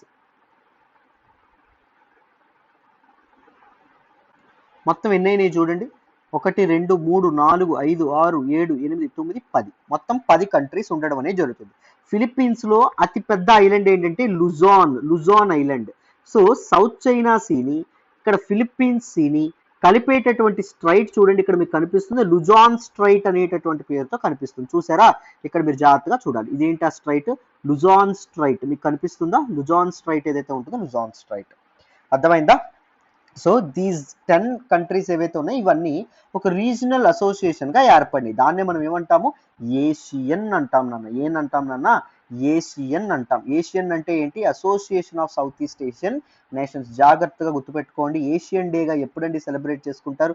8th ఆగస్ట్ని సెలబ్రేట్ చేసుకుంటారు. ఏషియన్ తాలూకా సెక్రటేరియట్ ఎక్కడుందమ్మా అంటే ఇండోనేషియాలోని జకార్తాలో ఉంది. జాగ్రత్తగా గుర్తుపెట్టుకోండి, ఇదిగోండి ఇక్కడ ఉంది. అర్థమైందా? క్లారిటీ వచ్చేసింది. మరి నెక్స్ట్ ఇంపార్టెంట్ ఫ్యాక్ట్స్ ఏషియన్ గురించి ఇంకొని తెలుసుకుందాం. వినండి, ఆగండి ఒకసారి. తెలుసుకునే ముందు మళ్ళీ ఒక్కసారి రిపీట్ చేసేస్తాను ఏషియన్ కంట్రీస్, సో దట్ మీకు ఈజీగా అర్థమైపోతుంది. ఇక్కడ నేను ఎలా అయితే టూర్ కింద వచ్చానో మీరు కూడా అలాగే టూర్ కింద వెళ్ళడానికి ప్రయత్నించండి. ఒక్క నిమిషం ఇక్కడ అరేంజ్ చేసేస్తూ ఉన్నాను. కొద్దిగా జలుబు ఇంకా ఉండిపోయింది, సారీ అమ్మ. చూడండి, మొదటిది ఏమని చెప్పుకున్నాం? మయన్మార్ అని చెప్పుకున్నాం. మయన్మార్ తర్వాత నేను ఎక్కడికి వెళ్ళానని చెప్పాను? ల్యాండ్ లాక్డ్ కంట్రీ లావోస్కి వెళ్ళానని చెప్పాను. లావోస్ తర్వాత మనం వియత్నాం వారి గురించి మాట్లాడాం, సో వియత్నాంకి వెళ్ళామని చెప్పుకున్నాం. వియత్నాం తర్వాత ఎక్కడికి వచ్చాం? కాంబోడియాకి వచ్చామని చెప్పుకున్నాం. కాంబోడియా తర్వాత మనం ఎక్కడికి వచ్చాం? థాయిలాండ్కి వచ్చాం రా అబ్బాయి అని చెప్పుకున్నాం. థాయిలాండ్ తర్వాత మనం ఎక్కడికి వచ్చామని చెప్పుకున్నాం? మనం మలేషియాకి వచ్చామని చెప్పుకున్నాం. మలేషియా తర్వాత మనము ఏ స్ట్రైట్? అది జోహార్ స్ట్రైట్ దాటి సింగపూర్కి వచ్చామని చెప్పుకున్నాం. సింగపూర్ కింద ఉన్నటువంటి సింగపూర్ స్ట్రైట్ దాటి మనం ఇండోనేషియాకి వచ్చామని చెప్పుకున్నాం. తర్వాత ఇండోనేషియాలో ఉన్నటువంటి జకార్తాలోనే సెక్రటేరియట్ ఉంది స్వామి అని చెప్పుకున్నాం. సో ఇండోనేషియా తర్వాత మనం దేని గురించి మాట్లాడుకున్నాం? బ్రునై గురించి మాట్లాడుకున్నాం. బ్రునై తర్వాత మనం దేని గురించి మాట్లాడుకున్నాం? ఫిలిప్పీన్స్ గురించి మనం మాట్లాడుకోవడం అనేది జరిగింది. 10 కంట్రీస్ చక్కగా అయిపోయినాయి. అర్థమైందా? దీస్ 10 కంట్రీస్ ఏషియన్లో మనం భాగం అంటాం. As simple as that. Next చూడండి, సో ఇప్పుడు నేను చెప్పినటువంటి మెంబర్ నేషన్స్ ఏవైతే ఉన్నాయో ఆ మెంబర్ నేషన్స్ మీకు ఇక్కడ కనిపిస్తున్నాయని అనుకుంటున్నాను. అర్థమైందా? మన ఆర్డర్ ఏంటి? మనం ఫస్ట్ ఏమని చెప్పుకున్నాం? మయన్మార్. మన మొదటిది ఫస్ట్ మయన్మార్ తర్వాత లావోస్ అని చెప్పుకున్నాం, సెకండ్. లావోస్ తర్వాత వియత్నాం అని చెప్పుకున్నాం, మూడవది. వియత్నాం తర్వాత కాంబోడియాకి వచ్చామండి అని చెప్పుకున్నాం, నాలుగవది. కాంబోడియా తర్వాత దేనికి వచ్చామంటే థాయిలాండ్కి వచ్చామని చెప్పుకున్నాం, ఐదవది.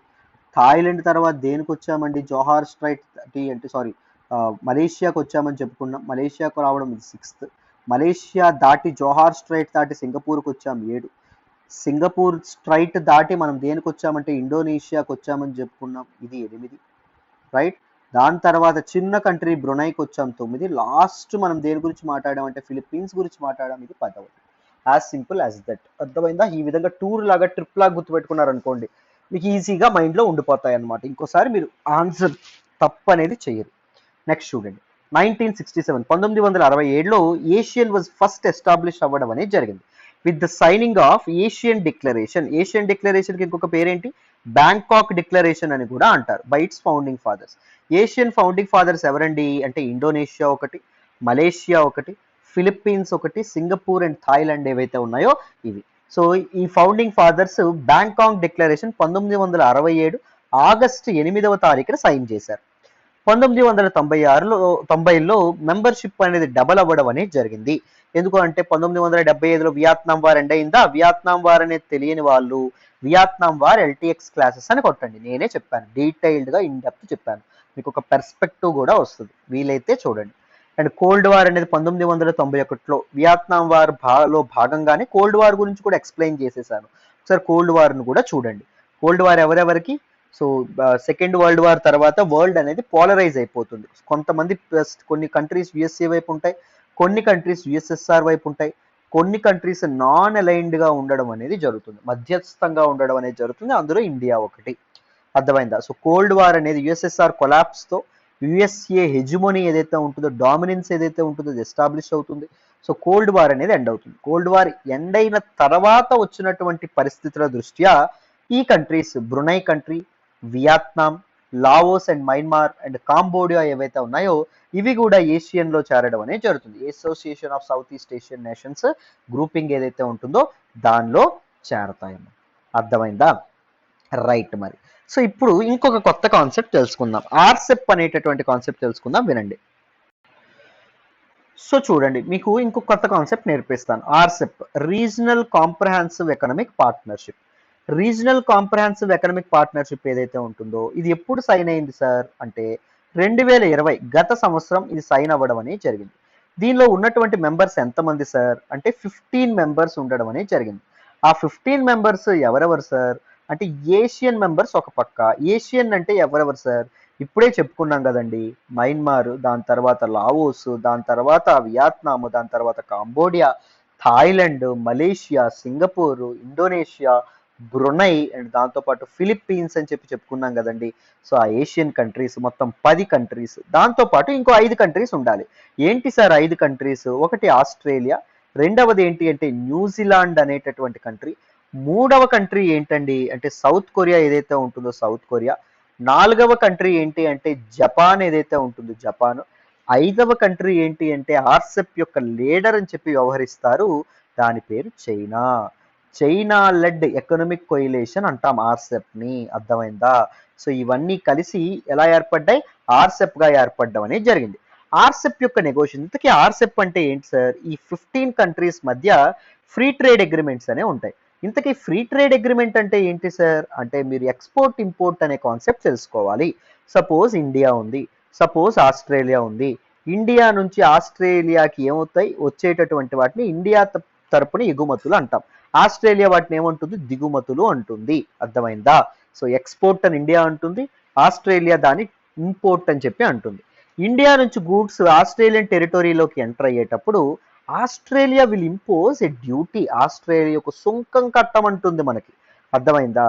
సో ఈ డ్యూటీ లేదా ట్యాక్స్ ఏదైతే ఉంటుందో అది వేవ్ ఆఫ్ చేయడానికి రెండు కంట్రీస్ ఒక అగ్రిమెంట్ చేసుకుంటాయి, దాన్ని ఫ్రీ ట్రేడ్ అగ్రిమెంట్ అంటాం. ఇప్పుడు ఇండియా ఆస్ట్రేలియా మధ్య ఫ్రీ ట్రేడ్ అగ్రిమెంట్ అనేది ఫైనలైజ్ అవుతుంది. అర్థమైందా? 2021 డిసెంబర్కి అవుతుంది. సో ఫైనలైజ్ అయితే ఒకవేళ ఏం జరుగుతుంది? ఇండియన్ గూడ్స్ ఒకవేళ ఆస్ట్రేలియా వస్తే ఆస్ట్రేలియా వాళ్ళు డ్యూటీ వేసినా తక్కువ వేస్తారు. ఆస్ట్రేలియన్ గూడ్స్ ఇండియాకి వస్తే ఆస్ట్రేలియన్ ప్రొడక్ట్స్ మీద ఇండియా ఏం చేయదు, డ్యూటీ కానీ ట్యాక్స్ కానీ వేయడం అనేది జరగదు. సో ఇక్కడ ఆర్సెప్ లో ఉన్నటువంటి కంట్రీస్ ఏవైతే ఉన్నాయో వీటి మధ్య ఫ్రీ ట్రేడ్ అగ్రిమెంట్ అనేది ఉంది. ఫ్రీ ట్రేడ్ అగ్రిమెంట్ అంటే ఇప్పుడు ఇది ఎలా ఉపయోగపడుతుంది, ఏషియన్ కంట్రీ నుంచి, ఏషియన్ లో ఒక కంట్రీ తీసుకుందాం, సపోజ్ నేను కాంబోడియా అంటాను. కాంబోడియా నుంచి సపోజ్ జపాన్కి ఏదైనా గూడ్ వెళ్ళింది అనుకోండి, జపాన్ ఏమైనా డ్యూటీ వేస్తుందా, వేయదు. ఎందుకు అంటే వాళ్ళందరూ ఆర్సెప్ లో ఒక భాగం కాబట్టి. అర్థమైందా? సో ఈ ఆర్సెప్ నెగోషియేషన్స్ ఎప్పుడేమండి మొదలైనవి, 2012లో మొదలైనవి. 2012 నుంచి ఆర్సెప్ నెగోషియేషన్స్ మొదలైనప్పటి నుంచి ఇండియా అనేది దీనిలో భాగంగా ఉంది. కానీ 2019లో 2019లో ఇండియా అనేది బయటకు వచ్చేయడం అనేది జరిగింది. దేని నుంచి, ఆర్సెప్ నుంచి బయటకు వచ్చేసింది. ఫస్ట్ ఫ్యాక్టర్ ఏంటి అంటే చైనా ఫ్యాక్టర్. ఎందుకు అంటే 2017లో చైనాకి మనకి డోక్లాం స్టాండ్ ఆఫ్ అనేది ఒకటి జరిగింది, బార్డర్ దగ్గర టెన్షన్స్ అనేవి జరిగినాయి. సో అదొక ప్రాబ్లం. రెండవ ప్రాబ్లం ఏంటి అంటే చైనా ఏం చేస్తుంది, చీప్ ప్రొడక్ట్స్ అనేవి ఇండియాలో డంప్ చేసేస్తుంది. చీప్ ప్రొడక్ట్స్ అనేవి ఇండియాలో డంప్ చేస్తే ఇండియా యొక్క డొమెస్టిక్ ఇండస్ట్రీ మీద ఎఫెక్ట్ పడుతుంది. ఇప్పుడు ఒకప్పుడు చైనా ఫోన్లు అనేవి తెగ అమ్ముడు పోయేవి. ఎందుకు గుర్తుందా, మన ఇండియన్ ఫోన్ మైక్రోమాక్స్ ఉండేది, చైనా ఫోన్లు పక్కన ఉండేవి. చైనా ఫోన్లు కొనుక్కునే వాళ్ళు జనాలు. ఎందుకు, ఎక్కువ ఫీచర్స్ తక్కువ డబ్బులు. సో చైనా ఏం చేస్తుంది, తన ప్రొడక్ట్స్ అన్నింటినీ, నాసిరకం ప్రొడక్ట్స్ అన్నింటినీ డంప్ చేసేస్తుంది. సో అప్పుడు డొమెస్టిక్ ఇండస్ట్రీ అనేది ఫెయిల్ అయిపోయేటటువంటి అవకాశం ఉంది. దాంతోపాటు రూల్స్ ఆఫ్ ఆరిజిన్ అనేటటువంటి ఒక కొత్త కాన్సెప్ట్ కూడా, అది కూడా ఒక కారణం అవ్వడం అనేది జరిగింది. రూల్స్ ఆఫ్ ఆరిజిన్ అంటే ఇండియా అనేది రూల్స్ ఆఫ్ ఆరిజిన్ బేస్ చేసుకోవాలి అని చెప్తుంది. ఈ కంట్రీస్ అన్ని అక్కర్లేదు అని చెప్తాయి. రూల్స్ ఆఫ్ ఆరిజిన్ అంటే ఏంటండి, ఇప్పుడు సపోజ్ ఇండియా ఆస్ట్రేలియా తీసుకుందాం. ఈ రెండింటి మధ్య ఫ్రీ ట్రేడ్ అగ్రిమెంట్ ఉంటే ఆస్ట్రేలియా నుంచి మనకి ఏమైనా ప్రొడక్ట్ వస్తే, ఇన్ కేస్ ప్రొడక్ట్ వస్తే మనం డ్యూటీ వేస్తామా, వెయ్యం. సపోజ్ ఇక్కడ తెలివిగా ఏం చేస్తారంటే చైనాకి ఇండియాకి మధ్య ఫ్రీ ట్రేడ్ అగ్రిమెంట్ లేదనుకోండి, బట్ చైనాకి ఆస్ట్రేలియాకి మధ్య ఫ్రీ ట్రేడ్ అగ్రిమెంట్ ఉందనుకోండి. చైనా తన ప్రొడక్ట్ ని ఫ్రీ ట్రేడ్ అగ్రిమెంట్ ద్వారా అంటే ఎటువంటి సుంకం చెల్లించకుండా ఆస్ట్రేలియాకి పంపిస్తుంది. ఆస్ట్రేలియా ఈ చైనా ప్రొడక్ట్ ని ఇండియాకి పంపించేస్తుంది. అప్పుడు ఇండియా డ్యూటీ వేస్తుందా, వేయదు. ఎందుకంటే ఆస్ట్రేలియాకి ఇండియాకి ఇది లేదు కదా, I mean free trade agreement లేదు కదా, ఫ్రీ ట్రేడ్ అగ్రిమెంట్ ఉంది కదా. సో అందుకోసం అని చెప్పి ఆస్ట్రేలియా నుంచి వచ్చేటటువంటి ప్రొడక్ట్ మీద ఇండియా అనేది వేయదు. అదే అంటే సింపుల్ గా ఏంటి, చైనాకి ఇండియాకి ఫ్రీ ట్రేడ్ అగ్రిమెంట్ లేకపోయినా చైనా ప్రొడక్ట్ ఎటువంటి పన్ను లేకుండా, డ్యూటీ లేకుండా ఇండియాలోకి ఎంటర్ అయిపోతుందా, ఎంటర్ అవ్వట్లేదా, ఎంటర్ అవుతుంది. సో ఆ వస్తువు యొక్క ఆరిజిన్ ఏదైతే ఉంటుందో దాన్ని కూడా బేస్ చేయండి అనే విధంగా చెప్తుందన్నమాట ఇండియా. అర్థమైంది? అంటే చైనా అదర్ కంట్రీస్ నుంచి వచ్చే ప్రొడక్ట్స్ డంప్ అయిపోతాయి మా ఎకానమీలో. మరి అసలు హ్యూజ్ ఎకానమీ, 130 crore మార్కెట్ ఉన్నటువంటి ఎకానమీ, ఇంతమంది పీపుల్ ఉన్నారు. ఇంత మార్కెట్ని లెవరేజ్ ఈజీగా చేసుకుంటారు ప్రతి ఒక్కరు. డొమెస్టిక్ ఇండస్ట్రీస్ పడిపోతాయి, మా ఎకానమీ అనేది సఫర్ అవుతుంది. సో రూల్స్ ఆఫ్ ఆరిజిన్ ని బేస్ చేసుకోండి అంటే ఈ కంట్రీస్ వద్దు అలా వద్దు అని అన్నాయి. సో అందుకే ఇండియా కేమ్ అవుట్ ఆఫ్ ఆర్సెప్ అండి. మొత్తానికి ఆర్సెప్ ఇండియా లేకుండానే 2020లో ఫైనలైజ్ అవ్వడం అనేది జరిగింది. ఇండియాలో ఆర్సెప్ అనే సైన్ అవ్వడం అనేది జరిగింది. ఇది వేరే విషయం. అర్థమైందా? సో ఇప్పుడు మనం న్యూస్లోకి ఏమొచ్చిందో మాట్లాడదాం, జాగ్రత్తగా వినండి నాన్న.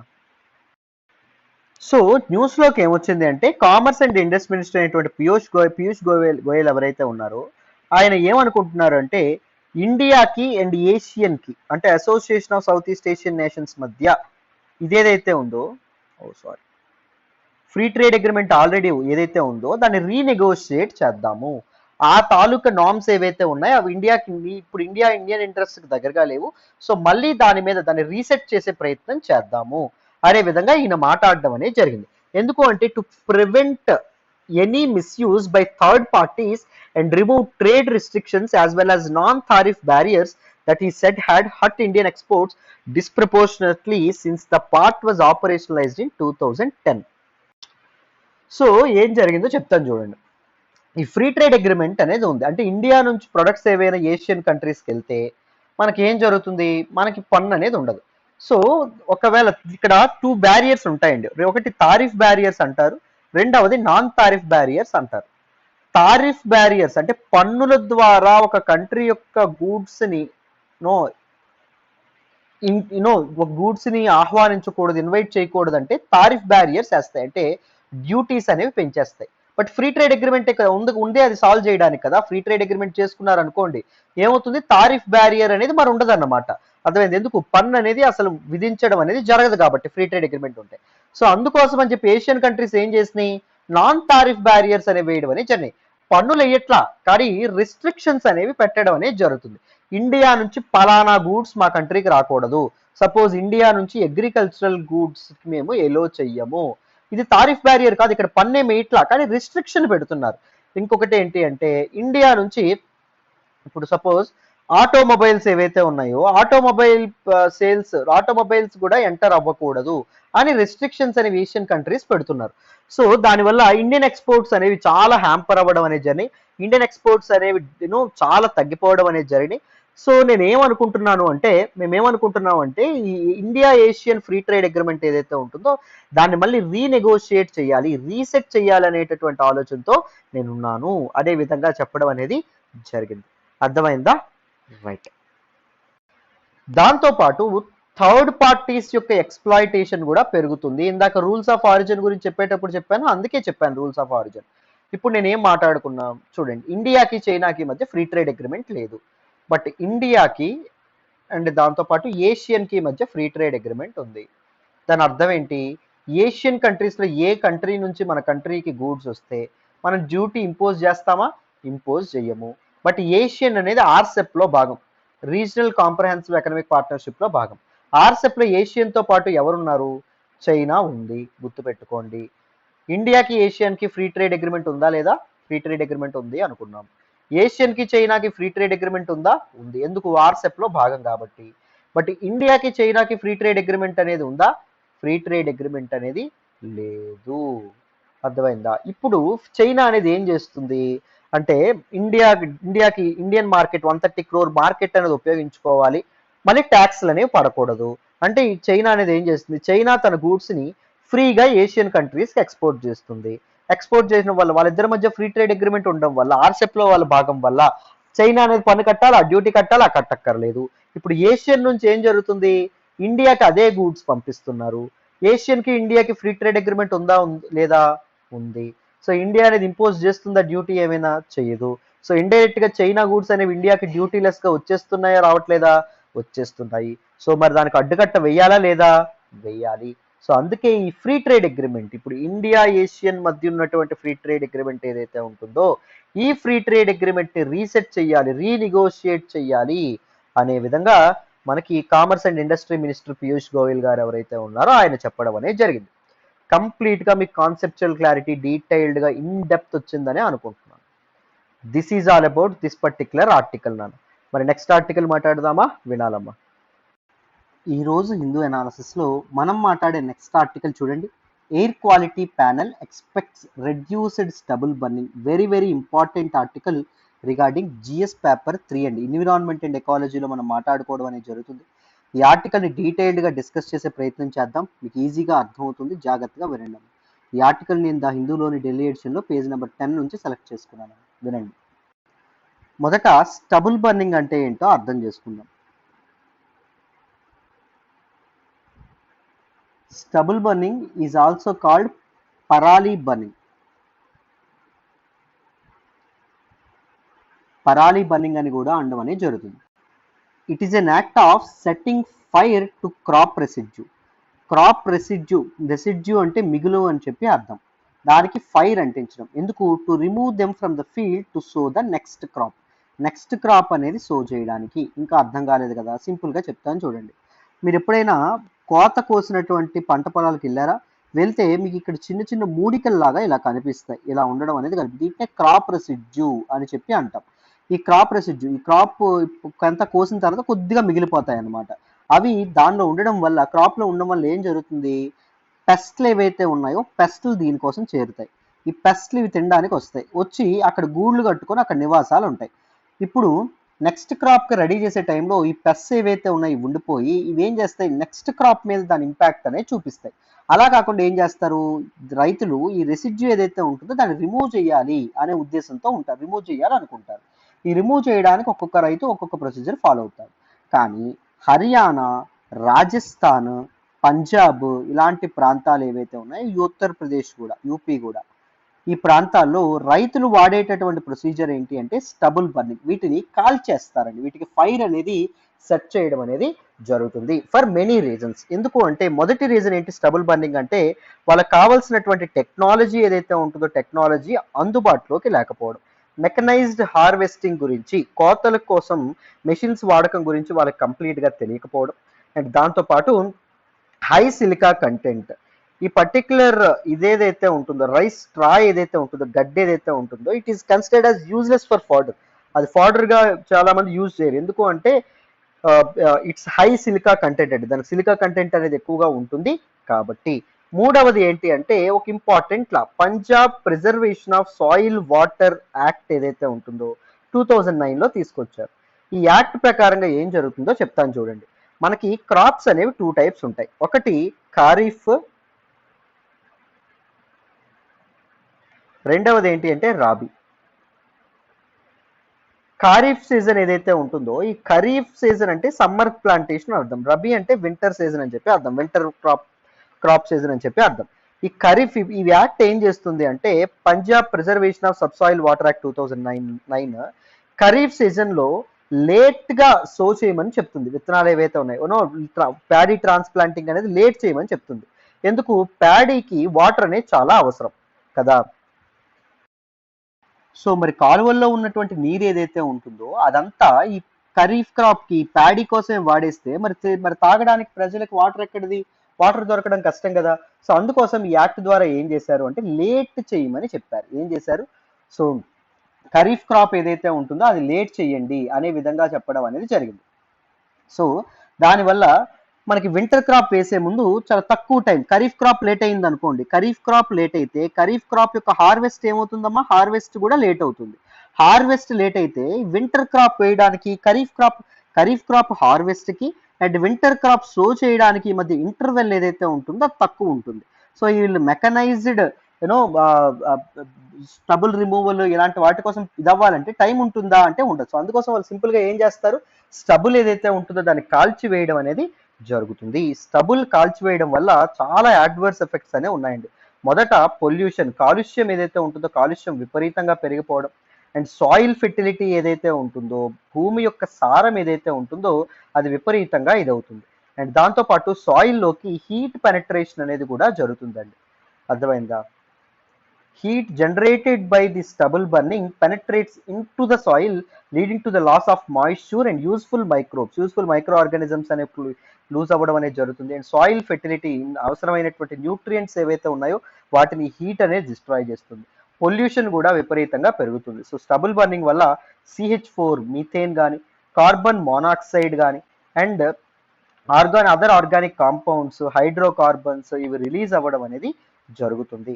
And particular matter 2.5 and particular matter 10 ఏవైతే ఉంటాయో ఇలాంటి హజార్డస్ మెటీరియల్స్ కూడా రిలీజ్ అయ్యేటటువంటి అవకాశం ఉంది వాతావరణంలోకి. సో అవి చాలా ఎయిర్ పొల్యూషన్కి కారణం అవ్వడం అనేది జరుగుతుంది, చాలా దారి తీయడం అనేది జరుగుతుంది. This is all about stubble burning అన్న. ఇప్పుడు ఒకసారి మరి న్యూస్లోకి ఏమొచ్చిందో మాట్లాడదాం, వినండి. చూడండి అన్న, న్యూస్లోకి ఏమొచ్చిందో చెప్తాను, ఈజీ ఏం లేదు. Commission for air quality management centre constitute చేసినటువంటి ఈ కమిషన్ ఏదైతే ఉంటుందో ఎయిర్ క్వాలిటీ ఆఫ్ ఢిల్లీ గురించి ఆరా తీయడానికి కన్స్టిట్యూట్ చేసినటువంటి కమిటీ ఇది ఏం చెప్పింది అంటే ఈసారి స్టబుల్ బర్నింగ్ అనేది రెడ్యూస్ అవ్వచ్చు అనే విధంగా చెప్తున్నారు. ఎందుకు అంటే స్టబుల్ బర్నింగ్ ఎక్కువగా ఉండేటటువంటి హర్యానా, పంజాబ్, ఉత్తరప్రదేశ్ లాంటి స్టేట్స్లో ప్యాడీ కల్టివేట్ చేసేటటువంటి ఏరియా అనేది తగ్గుతుందంట. సో స్టబుల్ బర్నింగ్ అనేది ఏరియా అనేది ఏకంగా 7.72% అనేది తగ్గుతుంది కాబట్టి స్టబుల్ బర్నింగ్ కూడా తగ్గుతుంది. అండ్ దీస్ గవర్నమెంట్స్ ఏవైతే ఉన్నాయో అవి క్రాప్ డైవర్సిఫికేషన్ కూడా ఇది చేస్తున్నాయి. ముఖ్యంగా స్టబుల్ బర్నింగ్ అనేది ఎక్కువగా దేంతో ప్రాబ్లం అంటే నాన్ బాస్మతి రైస్ వెరైటీ, దాన్ని పూసా 44 అంటాం. పూసా 44 రైస్ వెరైటీ ఏదైతే ఉంటుందో ఈ రైస్ వెరైటీని కాల్చడం ద్వారా, ఈ రైస్ వెరైటీ యొక్క రెసిడ్యూని కాల్చడం ద్వారా స్టబుల్ బర్నింగ్ కారణం అవుతుంది. సో ఈ పూసా 44 యొక్క వాడకం ఏదైతే ఉంటుందో తగ్గి క్రాప్ డైవర్సిఫికేషన్ వైపు ముందుకు రైతుల్ని ఎంకరేజ్ చేయడం అనేది జరుగుతుందంట. సో స్టబుల్ బర్నింగ్ అనేది ఈసారి తగ్గేటటువంటి అవకాశం ఉంది అనే విధంగా మనకి ఆర్టికల్లో చెప్పడం అనేది జరిగింది. సో ఎప్పుడైనా గుర్తుపెట్టుకోండి, there is no need to remember these number parts అండి. ఎంత పర్సంటేజ్ తగ్గింది, అంత పర్సంటేజ్ తగ్గింది, ఈ నెంబర్ పార్ట్స్ అవసరం లేదు. You just need to understand stubble burning తగ్గుతుంది. What is the main reason ఏంటి? First reason so area under paddy cultivation తగ్గడం, సెకండ్ వన్ క్రాప్ డైవర్సిఫికేషన్ ఏదైతే ఉంటుందో దాన్ని ప్రమోట్ చేయడం గవర్నమెంట్. అర్థమైందా? సో ఇవి మీకు మెయిన్స్లో ఉపయోగపడతాయి. So this is all about today's the Hindu analysis అండి.